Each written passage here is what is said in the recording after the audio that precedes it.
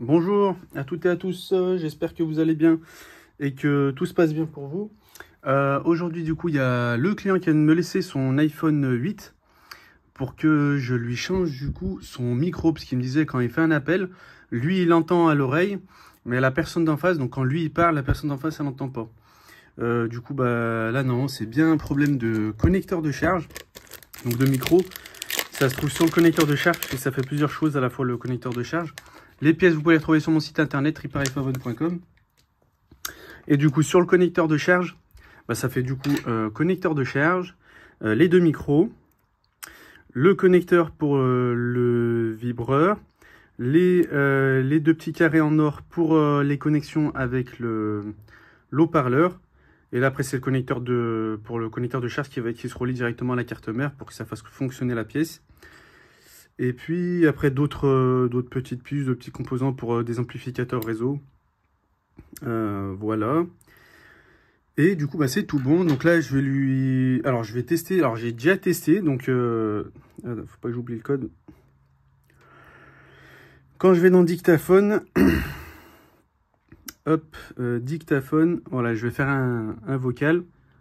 Allô, 1, 2, 1, 2, allô, allô, 1, 2, 1, 2, allô, allô, 1, 2, 1, 2, allô, allô, allô, 1, 2, 1, 2, allô, allô, allô, 1, 2, 1, 2. Voilà, il n'y a rien qui se passe. Voilà, on n'entend rien. Il n'y a rien qui se passe, donc je pense qu'il doit y avoir un des deux micros qui est coupé. Pourquoi? Parce que quand je fais ici, quand je fais le vocal ici, ça fonctionne. Allô, allô, allô. Voilà. Il retranscrit bien ce que je dis. Allô, allô, allô. Du coup, comme ce que je vous ai dit, il y a deux micros sur le connecteur de charge. Un à gauche, un à droite. Donc là, il doit y en avoir un des deux qui doit être coupé. Voilà. Et bah du coup, c'est parti pour le changement du connecteur de charge iPhone 8. Alors, ça peut arriver quand votre châssis il est courbé, il est cabossé, voilà, il est un peu en arrondi, un peu arqué, pardon, le châssis. Du coup, en fait, ça va venir forcer sur la nappe. Ça va venir forcer sur la nappe du connecteur. Et les nappes, voilà, elles sont très fines. Du coup, vu que les micros sont collés au châssis de l'iPhone, bah, il suffit que le châssis il est un peu déformé, un peu cabossé, ça vient tirer dessus et ça vient les couper, tout simplement. Voilà. Voilà. Alors là, son châssis, il n'est pas cabossé, il n'est pas courbé. Peut-être une micro-vibration, ça a dû légèrement déchirer la nappe. Je sais pas. En tout cas, je pense que là, c'est quasi sûr, c'est coupé. Allez, c'est parti. Mes lunettes pour plus de protection, au cas où on ne sait jamais, pour pas finir à l'hôpital.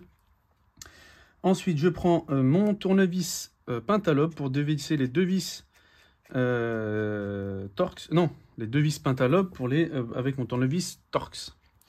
Voilà. Donc je les mets sur ma plaque magnétique. Bon là, je suis en train de faire une autre réparation. Je les mets sur ma plaque magnétique pour me repérer pour le montage-démontage. Parce qu'il va falloir enlever pas mal de pièces avant d'accéder au connecteur de charge. Voilà, j'enlève les deux vis du bas. Donc ce sont la vis, on dit la vis. Je prends ma spatule de démontage. Je fais le levier entre l'écran et le châssis de l'iPhone, tout doucement. Je fais levier pour l'ouvrir. Voilà. Mon Isezamo, spatule de démontage.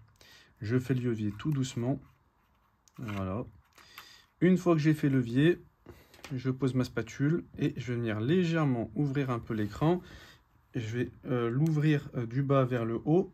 Et ensuite, je reprends ma spatule et je vais faire le haut. Voilà, je viens faire levier sur le haut. Voilà, une fois que c'est fait, j'ouvre l'écran comme un livre en l'ouvrant de la gauche vers la droite. Et ça y est, j'ai ouvert l'écran. Je le mets à 90 degrés. Hop. Tac. Voilà. Alors, donc sa batterie, elle a déjà été changée. Son écran, c'est l'écran d'origine. Du coup, dessus, il y a juste la batterie qui a été changée, si je dis pas de bêtises. Hop, je vais les mettre, je vais pousser encore ça un peu plus, sinon ça va me gêner. Hop, je mets ça là. Hop. Voilà, donc là, j'enlève la plaque métallique qui maintient les nappes de l'écran, de la batterie, du connecteur de charge, de la charge à induction. Et je crois que c'est tout. Voilà, j'enlève la plaque métallique. Maintenue par 4 vis cruciformes. Je déconnecte toujours en premier lieu la nappe de la batterie. Les deux nappes, alors la nappe de l'écran et la nappe rallonge du bouton Home. Là, c'est le nappe du connecteur de charge, nappe de la charge induction. Et ça, c'est la nappe amplificateur réseau, si je dis pas de bêtises. Ensuite, je viens enlever la deuxième plaque métallique, maintenue par 3 vis cruciformes. J'enlève la première vis. La deuxième vis, en général ces vis là sont très peu aimantées. Et la troisième vis, voilà. J'enlève, je retire la plaque métallique avec ma pince de précision en céramique non conductible, comme ça évite de faire des courts-circuits sur la carte mère. Je déconnecte la nappe de l'écouteur interne, l'écran je peux le mettre de côté. Et maintenant je vais venir déconnecter toutes les nappes sur la carte mère. Donc je déconnecte la nappe amplificateur réseau, si je dis pas de bêtises. La nappe de la batterie était déjà déconnectée, je la soulève encore, parce qu'après il faudra retirer la carte mère. Je déconnecte la nappe du connecteur de charge, parce qu'en fait la nappe du connecteur de charge, elle se trouve comme ça. Et du coup, comme ça, mais sous les pièces, sous les composants, donc sous la carte mère, sous le haut-parleur, sous le vibreur, voilà. Donc il y a pas mal de pièces à enlever, sachant qu'il faut enlever des pièces aussi sur le haut.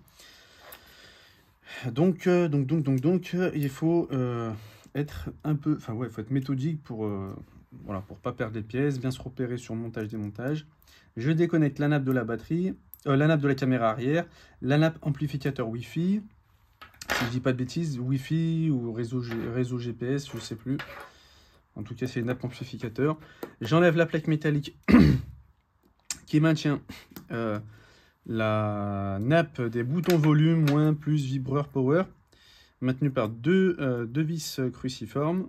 J'en retire la plaque métallique. Je déconnecte la nappe des boutons volume, moins, plus, power, vibreur. Une fois que c'est fait, j'ai oublié, je retire le tiroir SIM. Hop, sinon on ne pourra pas enlever la carte mère. Voilà. Ensuite, j'enlève l'amplificateur. Alors, je crois que lui, je sais plus, je crois que c'est lui l'amplificateur Wi-Fi. Je sais plus. En tout cas, c'est un amplificateur, pareil. C'est des amplificateurs. Lui, c'est pour le Wi-Fi, je crois. Je sais plus. Bon, en tout cas, c'est un amplificateur. Hop, je retire l'amplificateur. Voilà, maintenu par 1, 2, 3, 4 vis cruciformes. Attention, il y a une vis qui se trouve sur le châssis, sur le coin du châssis de l'iPhone. Faut pas l'oublier, sinon vous allez forcer sur la pièce et vous allez la déformer. Ensuite, je retire un autre amplificateur maintenu par 2 vis cruciformes. Voilà. Je retire du coup cet amplificateur. Une fois que c'est fait, maintenant je peux retirer les vis de la carte mère. Donc les vis de la carte mère, il y en a qui peuvent être cachées. Il y en a caché un en dessous là. En dessous de la nappe de la batterie. Pardon, excusez-moi. Il faut faire gaffe. Sinon, si vous voulez enlever la carte mère et que vous avez oublié un vis, vous allez forcer dessus et vous risquez de casser la carte mère. Donc il y a un vis qui se trouve en dessous de la nappe de la batterie, juste ici. Voilà. Ensuite, il faut prendre le tournevis carte mère pour retirer le vis en haut à droite de la carte mère. Voilà. Et le deuxième vis tout en bas à gauche de la carte mère. Et là, du coup, on a retiré tous les vis de la carte mère. Et on peut maintenant enlever la carte mère. Donc moi, pour l'enlever, en tout cas pour les modèles iPhone 8, je commence par le bas. Je soulève sur le bas. Voilà, j'écarte bien les nappes. Je soulève par le bas et puis après, voilà, elle s'enlève toute seule. Hop, la carte mère, je l'ai posée. Et maintenant, on va s'attaquer à la partie basse. Alors, donc là, je vais retirer la plaque métallique qui maintient la nappe du vibreur. La nappe du vibreur et une autre, alors pas une autre nappe. En tout cas, elle maintient la nappe du vibreur. Voilà, je retire. Elle est maintenue par 3 vis. 2 vis cruciformes et 1 vis tri-wing. Une vis tri-wing, mais je sais plus si c'est 3 vis tri-wing, je sais plus. Bon, en tout cas, bon là. En tout cas, elle est maintenue par 3 vis. Je retire. Je déconnecte la nappe. Alors, ah, voilà. Ça, c'est la nappe amplifiée. Voilà, elle est maintenue par. Donc, cette plaque métallique, elle maintient la nappe amplificateur, réseau, GPS, je sais plus. Et encore en dessous, il y a la nappe du vibreur qui est connectée au connecteur de charge. Ensuite, je retire le haut-parleur maintenu par deux vis tri-wing, deux ou trois vis tri-wing, je sais plus. Un, deux, des cruciformes, pardon, deux vis cruciformes. Voilà. Alors là, ah, j'ai pas déconnecté. Je croyais que je l'avais déconnecté, mais non. Alors c'est pas grave, on va faire comme ça. Voilà. Et ben, directement. Alors on va déconnecter comme ça. Il y a une autre, ça pareil, c'est un petit connecteur qui vient se mettre en dessous. Je le mets là. Ensuite, je déconnecte la nappe de la batterie, maintenue par deux vis, une vis cruciforme et une vis carte-mère. Voilà. Avec ma pince de précision en céramique non conductible, j'enlève le vibreur, pardon. Voilà. Je le mets sur mon schéma, sur ma plaque métallique quadrillée. Ensuite, je retire le petit bout de plastique qui fait office de cale, une cale pour le micro, pour pas qu'il bouge. Hop, voilà. Et enfin, donc ça y est, j'ai enlevé toutes les pièces et je peux accéder maintenant au connecteur de charge. Je décolle les micros. Alors, est-ce qu'il est coupé, lui? Il n'est pas coupé. S'il est coupé. Je décolle les micros collés au châssis de l'iPhone. Pareil, lui aussi. Alors, lui, il était partiellement coupé. Et lui, il était coupé. D'accord. Hop, poubelle. Et je vais venir enlever les derniers vis, donc les vis du connecteur de charge. J'ai plus de place sur mon... Je vais faire comme ça, je vais faire un peu de place. Voilà, puisqu'à cause d'une autre réparation, ça me prend pas mal de place. Je dévisse les vis du connecteur de charge. Voilà. Attention, il y a deux autres vis qui sont vissées au châssis de l'iPhone.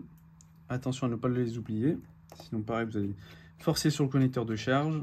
Après, j'ai envie de dire, c'est pas bien grave pour ça parce que vous allez le changer. Si vous faites ça, si vous changez le connecteur de charge. Et maintenant, je peux décoller le connecteur de charge au châssis de l'iPhone. Voilà. Hop, voilà, ça y est, lui, c'est l'ancien connecteur de charge. Je sais pas si on voit bien la vidéo. Je vois rien. Voilà. C'est l'ancien connecteur de charge. Et du coup, on va la remplacer par le nouveau connecteur de charge. Je vérifie qu'il n'y ait pas de poussière, de choses bizarres sur le châssis de l'iPhone. Ok. Allez. J'enlève les autocollants. Voilà. Je vérifie aussi qu'il n'y ait pas d'autocollants sur les micros, sinon ça va boucher le passage pour le son. Et je repositionne le nouveau connecteur de charge. Alors, pour le repositionner, voilà, tout simplement, moi ce que je fais, c'est je l'enfonce d'abord un peu, je pique un peu vers le bas, et puis après je le rentre à l'intérieur. Comme ça, il est bien... bon, après c'est l'habitude. Comme ça, il est bien positionné à l'intérieur. Je fais comme ça en fait. Tac, je le rentre comme ça, en diagonale, et ensuite après je l'enfonce. Comme ça, il est bien à l'intérieur. Voilà, et puis maintenant, c'est chemin inverse. Je remets les vis à leur place, tout simplement. Donc là, les vis cruciformes pour le connecteur de charge. Donc il y en a deux sur les côtés. Les deux autres sur le châssis, sur le bord du châssis. Voilà.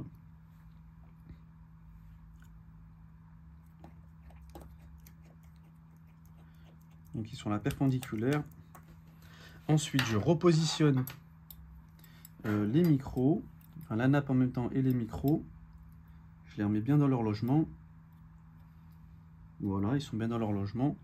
Alors, on va le faire après pour le repositionnement de la nappe parce que ça, c'est délicat. Je remets la dernière vis du connecteur de charge. Voilà. Je vais mettre la cale. Je mets la cale comme ça, c'est fait aussi. Voilà. Comme ça, j'avance un peu dans le remontage. Parce que le positionnement de la plaque, ça, c'est délicat sur ce modèle-là. Franchement, c'est pas... Bah, même sur les autres, on va dire un peu. Faut bien le positionner, sinon, quand vous allez positionner la carte mère, si le connecteur de charge n'est pas bien positionné, vous allez devoir recommencer en fait. Vous allez devoir tout démonter pour repositionner la nappe du connecteur de charge pour qu'elle s'aligne parfaitement avec la carte mère. Comme ça, dès que vous allez la connecter, elle se connectera parfaitement à la carte mère. Sinon, en fait, ce qui va arriver, c'est que vous allez peut-être connecter partiellement le connecteur de charge à la carte mère. Et du coup, en fait, soit il va pas charger, soit il y aura des problèmes, des bugs de charge. Donc ça, faut bien s'assurer que le connecteur de charge est bien positionné à la carte mère. Donc, ce que vous faites, je vais vous montrer. Bon, là, je mets le vibreur comme ça, c'est fait aussi. Ce que vous faites avant de tout remonter, le vibreur avec le vis carte mère, celui de droite. Avant de tout remonter, vous reprenez la carte mère, vous la repositionnez. Voilà, vous la repositionnez.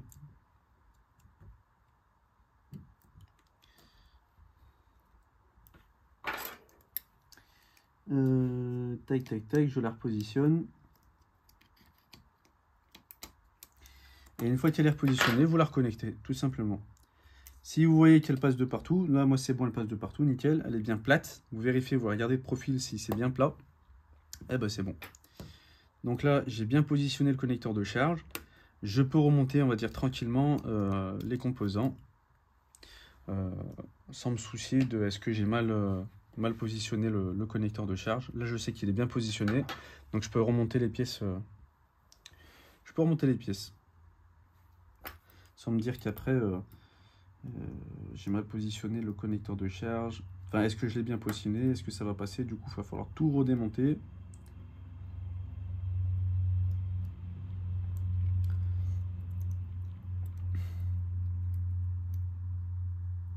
Alors là, cette pièce-là, elle est toujours un peu délicate à mettre. Donc, c'est un câble coaxial. Donc, il faut reconnecter le câble coaxial de ce petit connecteur-là. Il est un peu dur à mettre. Voilà, donc là, ça y est, je l'ai repositionné. Je remets le haut-parleur, pardon. Je reconnecte l'amplificateur réseau à la petite nappe avec le connecteur et le câble coaxial qui est connecté. Je visse les deux vis de l'haut-parleur, deux vis cruciformes.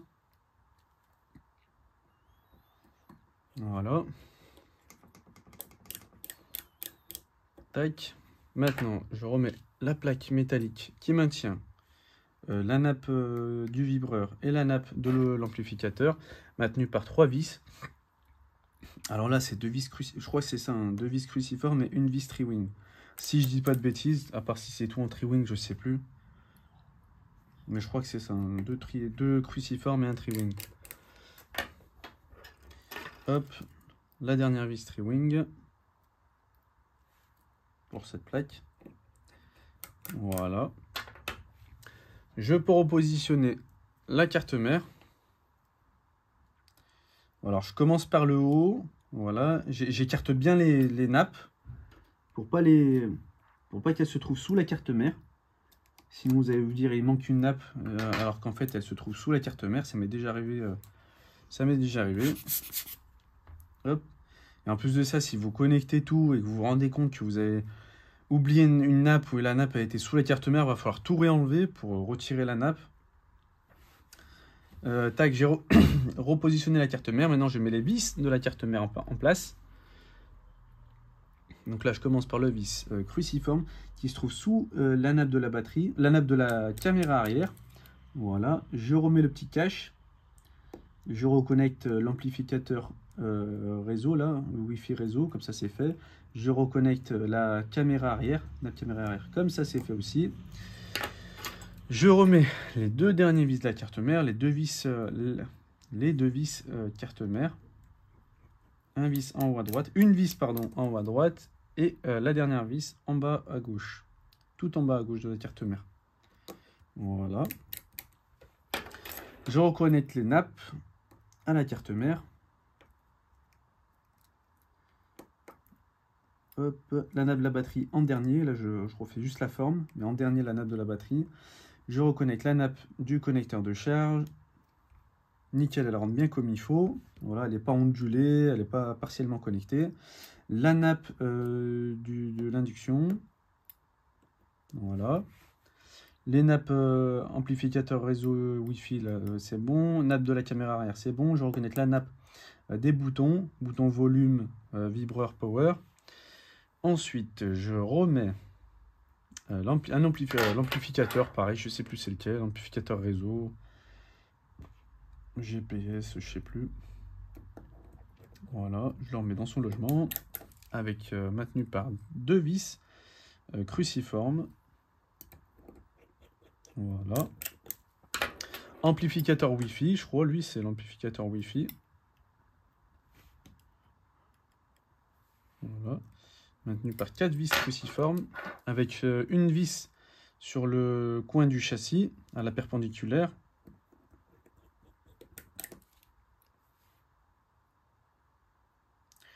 Voilà, 4 vis tri-wing.